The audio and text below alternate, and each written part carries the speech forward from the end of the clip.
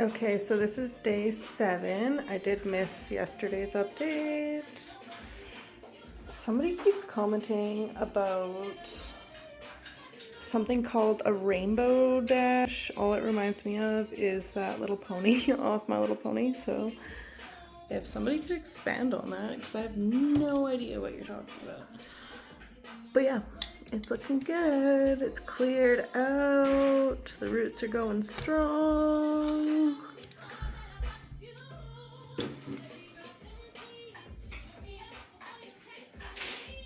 The water is also running down the glass like it's supposed to, just providing that continuous cycle of oxygen.